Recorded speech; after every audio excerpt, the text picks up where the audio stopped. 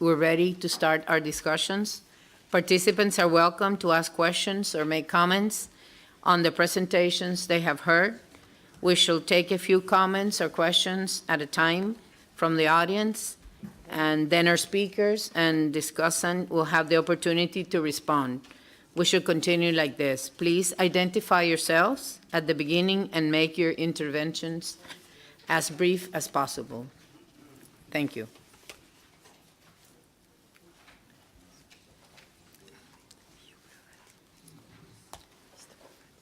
Mr. Lovett. Thanks. You have the floor. Thanks. I have a lot to say based on Francois's excellent contribution just now. I'll save that for this afternoon. The other point, though, I wanted to discuss a bit more, and actually perhaps challenge the panel, given your considerable expertise, is to dig down a bit more and look at the actual policy implications of either calling the occupation permanent or temporary. And the discussants today and yesterday made an excellent case for why one could consider the occupation to actually now be permanent. But to be very provocative, what is the difference? What difference does that make to call it permanent or temporary? At the moment, it's a very academic debate. But what does this change for the obligations of third parties in the way that they actually approach the conflict? And at the moment, calling the occupation the way that most people see it, it's an occupation that is temporary, and therefore there's an ample body of international law that governs Israeli obligations. This law is flouted by Israel and not respected, and third parties don't sufficiently enforce this. So we already have this body of law that's not being respected. So what is the point in terms of policy implications of coming up with this new body of law? So I would say there are probably three takeaways from this.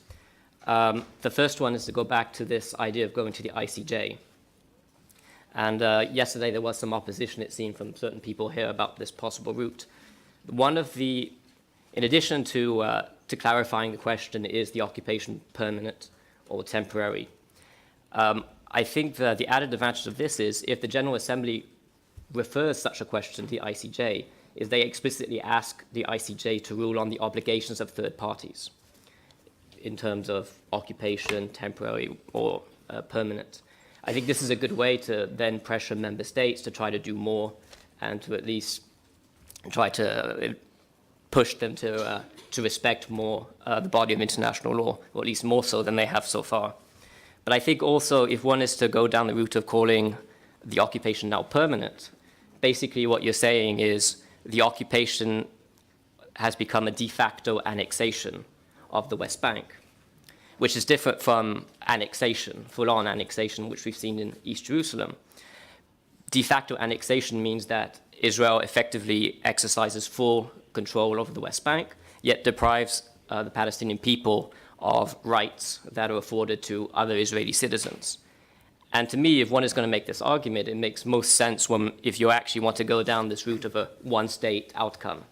Because calling it a de facto annexation or permanent occupation, it raises quite a few questions linked to civil rights, national rights, and the place of Palestinians within an Israeli state as a minority divested of any rights, really.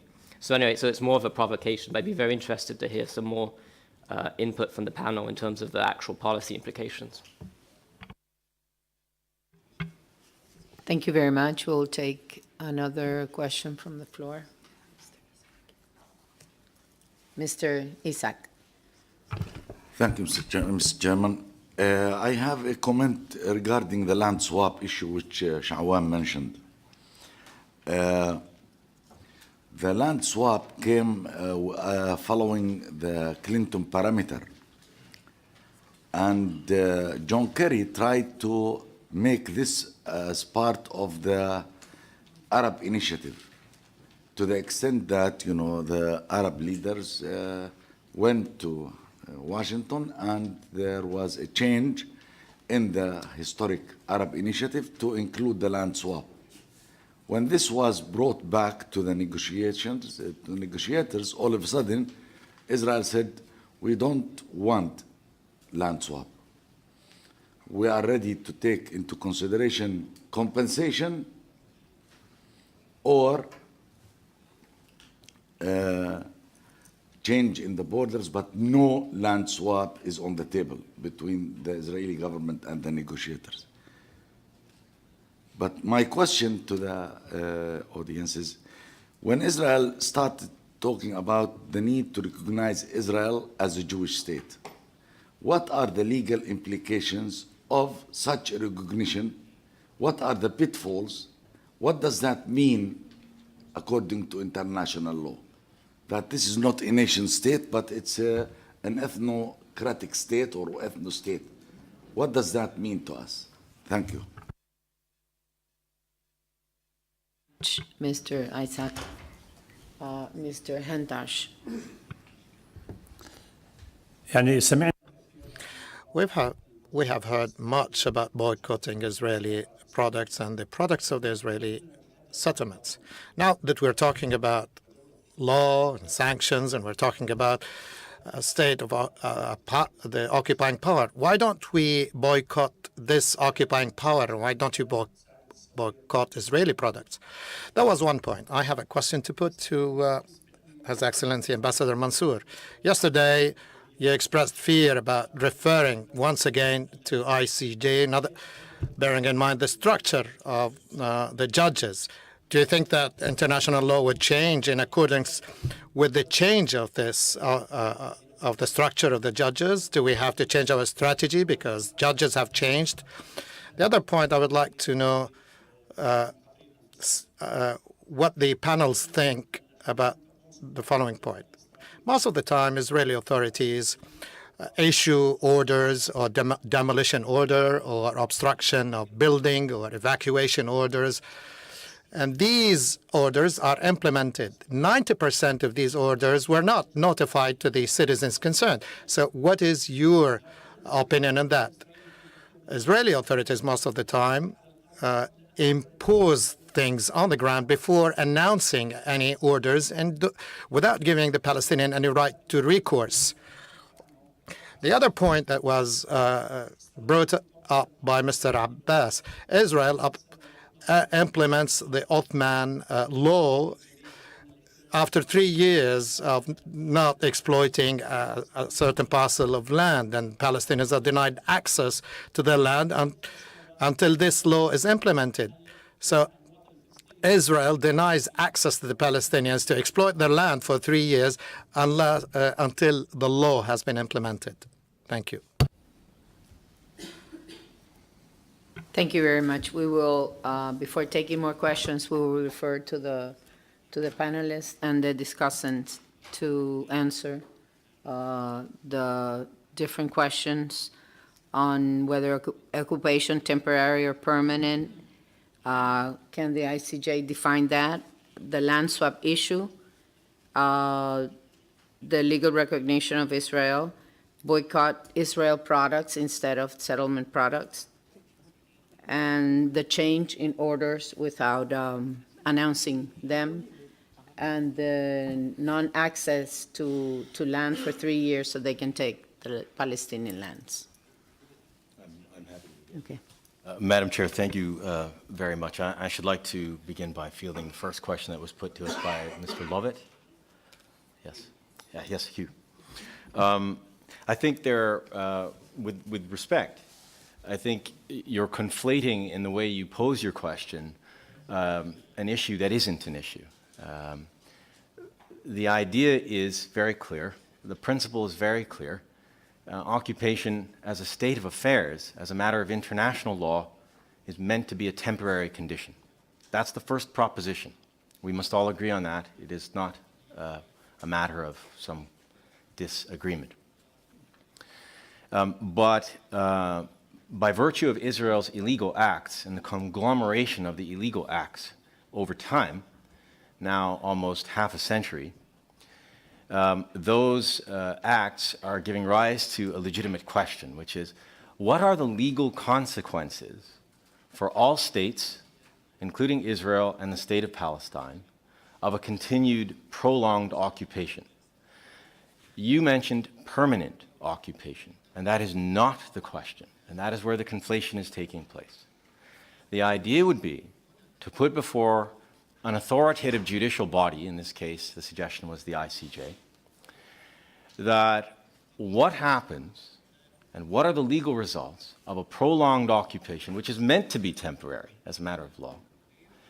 And of course, you would lead the jurists on the court in making a very sound argument. You would hopefully lead the jurists on the court to concluding that, as you intoned, Israel's actions over time have in effect amounted to a de facto annexation of occupied territory. Now, why is that important?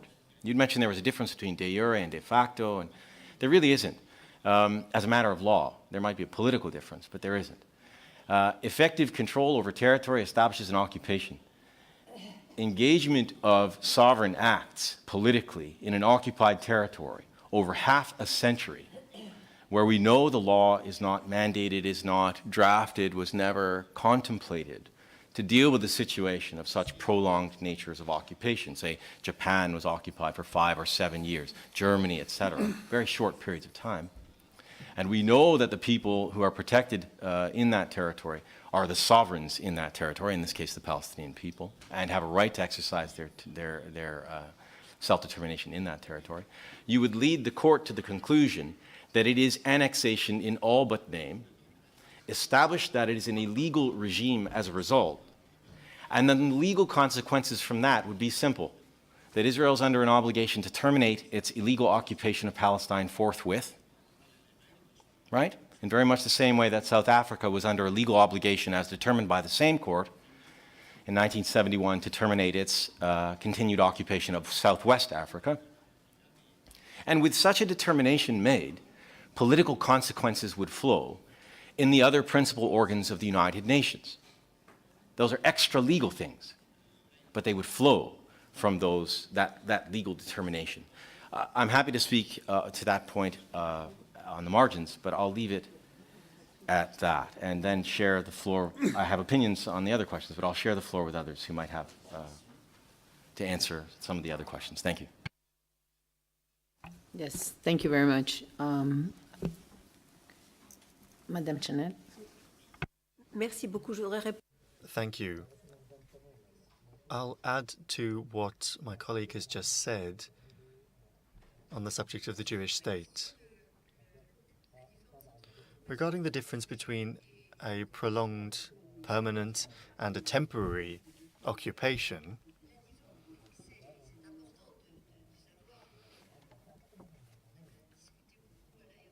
we've discussed this a great deal yesterday and earlier in The Hague, and we concluded that it perhaps wasn't so important to have this declared by the ICJ. But the interest of a permanent occupation is that it would lead to annexation. It's not the permanent nature, the prolonged nature, but it's rather the way that that is done, both in time. It allows for the transfer of the civilian population and for the construction of infrastructure so as to create this fine-knit mesh that would lead to annexation. And for me, the big question here is if we have creeping de facto occupation, what is the difference between that and Saddam Hussein's annexation of Kuwait from one day to the next? That's an issue under the Charter, and it does raise a problem vis-à-vis Israel's relationship with the Charter. And that's not something that is discussed very often, but I think it is something that one day we will have to consider. Unfortunately, we would have to wait for the annexation to become a fait accompli before we can actually say, well, in fact, it is, yes, the same thing. It's not because it's taken place over time and been done assiduously that it's different from another annexation. So I think that's more important than simply deciding whether it's temporary or permanent. On the issue of the Jewish state, the Jewish state, for the moment, does not cover the territories occupied by Israel. It just concerns Israel, which wants to define itself as a Jewish state. In fact, when we look at their constitution, it's already a Jewish state, apart from the fact that there are Arab citizens in the state of Israel. And defining it as a Jewish state is perhaps looking forward to an annexation, but it is also an attempt to reduce the rights of Arab citizens within Israel. This will come up against difficulties because there will be a need to change the constitution. Israel is party to the Covenant on Civil and Political Rights, under which there could be no question of a Jewish state, as is. Under the covenant, there is a need to respect all religions equally. So this idea, which has not yet been fully implemented, will pose legal problems even within Israel itself. I think it's something that they are looking into. I think that behind it, however, there are some lines of thought which are not yet entirely clear. Thank you. Thank you very much, Ms. Jeanette. We have 15 more minutes for discussion. I will give the floor now to Mr. Asaf.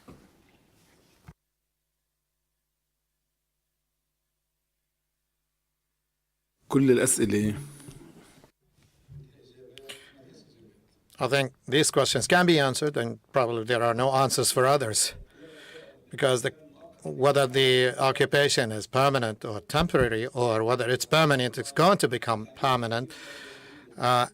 It's a matter of questioning. Israel wants to call itself a Jewish state. I believe that the Palestinians, demographically speaking, now account for half of the population, and shortly the Palestinians will account for 55% of the population, according to statistics. Today, Palestinians account for 50%. But if Israel wants to annex the Palestinian territories, Israel will become an apartheid state like South Africa, which means that the Jewish minority will control the Palestinian majority. If they want a democratic state, and I think the PLO already put on the table the establishment of democratic state a long time ago, and we want to be a democratic state like any European state or like the United States. We want equality between all the citizens of the state, but the Israelis are rejecting that. What the Israelis want is to control the Palestinians, to exploit the Palestinians, to enslave the Palestinians, to rob their resources and to push them out. This is not democracy. This is not democracy in which we can ask for the enforcement of the civil and political rights.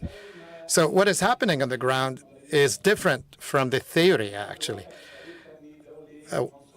Practically, Israel is building a racist state. The other question is the question of military orders that was put by Mr. Hantash. Well, there are demolition orders, transfer orders, and these notifications are just thrown away and not really notified to the person concerned. But they say that the owner of the land should be present in his home or in his property in order to be notified, or he has to go to the court in order to receive this notification. But if the Palestinian does not receive this notification, 60 days later, the Palestinian loses his right to the property of his land. So those are the military orders. Those are the violations, actually, the daily violations, which contribute to depriving the Palestinians from their rights to their property. So this is some kind of expropriation of Palestinian land. So the Israeli court considers that the Palestinians should, by one way or another, learn about these demolition orders, and you think of the consequences. There is also the point of the Ottomanic law. According to Ottomanic law, if the land has not been cultivated for 3 years, the land becomes the property of the state. So Israel, by virtue of one military order issued in 1981, they considered that all land which was not cultivated for 3 years retroactively are considered land of the state. 3 months ago in Beit Omar and Surif, 2,000 dunums, which were exploited for 5 years by the Palestinian orders, these lands cost millions of dollars in agricultural expansions, but Israel confiscated this land in virtue of this order of the 1981. They said retroactively this land was not exploited, was not registered, and was not registered as an exploited land. So these lands, if these were, whether they were they are registered or not, if they are not exploited, become state property, and this is just one way or another to deny the Palestinians their rights. Thank you. Thank you very much, Mr. Asaf. I will give now the floor to Mr. Jabarin and then to Ambassador Mansour. And then we have 4 more on the list, 4 more speakers on the list. If we don't have interpretation, we can continue for a few minutes more if you want to go on without interpretation. You have the floor. شكرا سيدة الرئيس. Thank you, Madam Chair. As regards the question of land, we're well aware of what the goals of Israel are. To date, we haven't seen any definitive position taken by the French on this. There are political mistakes that are being made. If we're not careful, the occupation is being given a pretext to talk about products coming from settlements. It gives the impression, therefore, that there has been a political agreement on this. Israel, of course, excels in public relations. So from a legal and political viewpoint, this is completely wrong.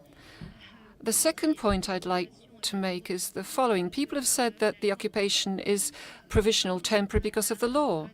But if we turn our eyes to the actual practice,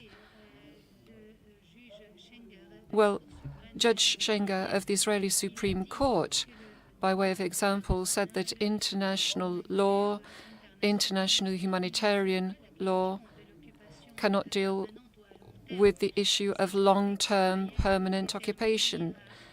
Israel is determined to take measures and amend existing legislation. The interest of citizens here has to be the basis of what we do. As regards the security needs, as an argument, this is another question.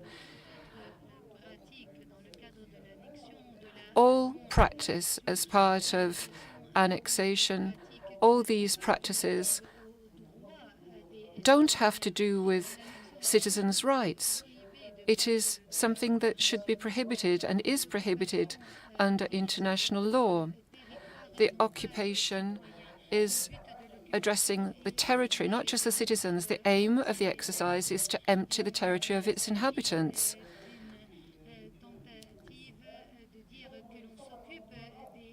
If you like, it's basically saying, we are looking after these people, but they're not. And let me also say that 62% of the West Bank also is coming under scrutiny, irrespective of whether this is a permanent or provisional occupation. I have real doubts as to this. I think it's extremely important that we go back to basics, international humanitarian law in this case. Thank you very much. Ambassador Mansour, you have the floor. Thank you, Madam Chair. I think that somebody asked a question addressed to me, and also it is related to this ongoing discussion that has been on the table for many years with regard to the legal consequences of a prolonged occupation. Let me just say in this connection, first of all, the Security Council of the United Nations made two pronouncements. One with regard to the annexation of Jerusalem, that is null and void, and it has no legal ramification. So therefore, the Security Council rejected the annexation of East Jerusalem. The Security Council also adopted a resolution, actually several resolutions, but one of them called that the settlements are illegal, called for the dismantling of all settlements and removing them, and called for the formation of a monitoring mechanism to monitor this illegal behavior of settlement activities and to report on regular basis to the Security Council. So at the level of the position of the Security Council vis-à-vis the two issues of annexation and settlement activities, it is crystal clear. Now, with regard to the ICJ ruling, of course, we can always contemplate discussions to examine the usefulness of going back to the ICJ with advisory opinions on any issue, including this issue that was suggested by our friend John Dugard about 7-8 years ago, about the legal consequences of the prolonged occupation. Of course, any question that you raise, because the law is made by legislator, it is not, a static, body of laws, with the exception of provisions which they are there until, you suggest amendments or changes of these provisions. That is the law. But if you raise a question in the General Assembly for an advisory opinion, it depends on the question and it depends on the composition of the members of the ICJ at that moment. And whatever will be as an advisory opinion will be added to the body of laws from the perspective that it is an advisory opinion. So that for my friend who asked, does the law changes because of the composition of the ICJ? The law is a dynamic thing. Every new case that you adopt, it becomes part of the law. Even, Brown versus Wade in the United States, if there is a ruling by the Supreme Court to negate that, it means then abortion would become, illegal.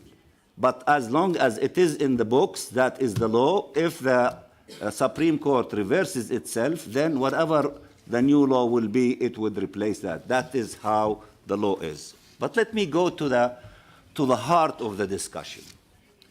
What is a prolonged occupation? The only manifestation of prolonged, not the only, the main manifestation of a prolonged occupation is the settlement activities. Building settlement, expanding settlements, confiscation of land. According to Jad Ishaq, he said it's almost 50-50. The land of that potentially where the Palestinian state or the part of the Palestinian state in the West Bank would be about 50% or 45% if he used, I think, and the settlement state is approximately the same. So that the heart of prolonged occupation is settlements. If we accept this premise that the heart of settlement activities, the heart of occupation is settlement activities, let's go back to the ICJ ruling of 2004. What was the ruling? The ruling was crystal clear that settlements are illegal and rejected the wall and said that it has to be removed and there should be reparation and going back to the green line. So if that is the ruling of the ICJ with regard to the heart of the prolonged occupation, which is settlement activities, so what else do we need to go to acquire from a new advisory opinion of the ICJ in connection with this subject? I submit that the energy should be concentrated in the implementation of the so many things in the ruling of 2004 instead of trying to reprove the obvious. If you want a ruling to say that this occupation is illegal, it is illegal through its heart, which is the settlement activities. You will not get more powerful advisory opinion than this advisory opinion with regard to the main manifestation of occupation, which is settlement activities. So that's why there's a lot of wisdom in many of our legal friends, including members of the judges of the ICJ who advised us in The Hague that you have to be cautious in going back and also to be careful about this issue. And let me also add another very important lesson from the Hague discussion. Many of our, not many, I think that there was a unanimous agreement that in comparing our situation to South Africa, we are stronger in the law. The law is on our side every way you look at it, whether it's international humanitarian law, whether it is, the law as we see it at the United Nations, including Security Council resolutions, or the huge body of resolutions in the General Assembly, or now as we are going through the ICC and the ruling of the ICJ. So in terms of the body of law, we are much stronger than the situation of South Africa during the struggle against apartheid. We are weaker in the politics. The international community had the political will to do something against apartheid, including sanctions, including all the things, including not allowing them to sit in their seat in the General Assembly. In our case, we are weaker on the politics, meaning on the political will, and our friend at the corner there, he was addressing, and Shawan also was addressing, the Europeans, our friends who invented international humanitarian law, and many of the laws that we know. They characterize settlements as illegal.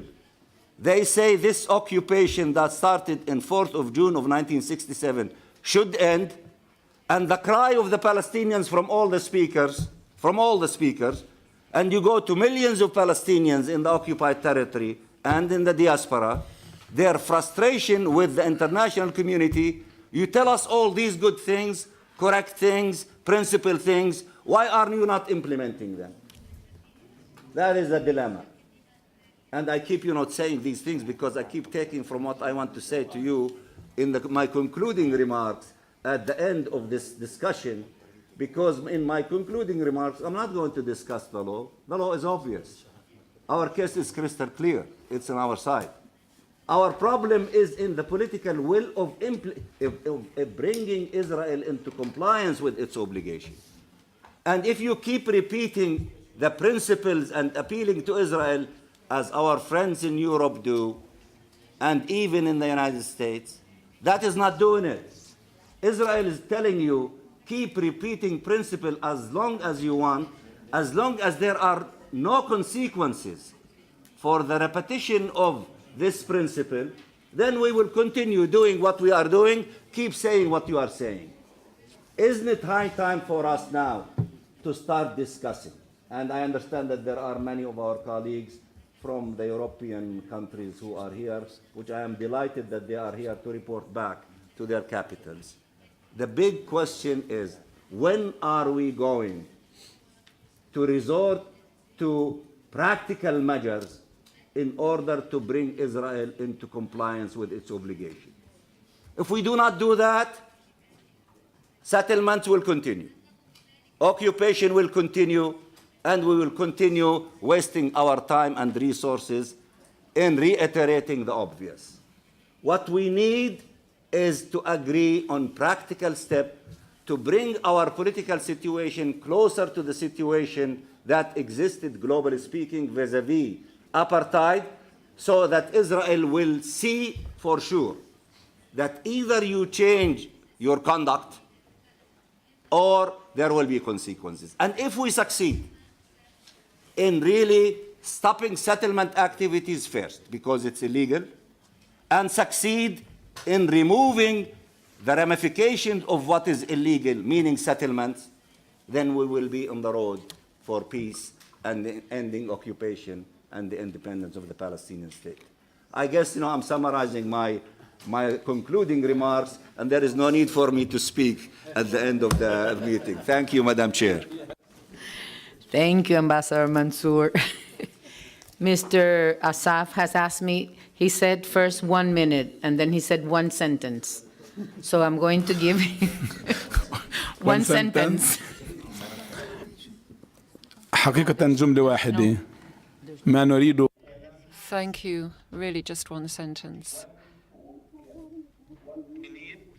I agree with Dr. Riyad Mansour. We need the implementation of the decisions which have been taken from the United Nations Assembly, from the UN Security Council, from the ICG. We need the implementation. We don't need more decisions. The decisions are enough, and what we need is the implementation. Thank you. Thank you very much.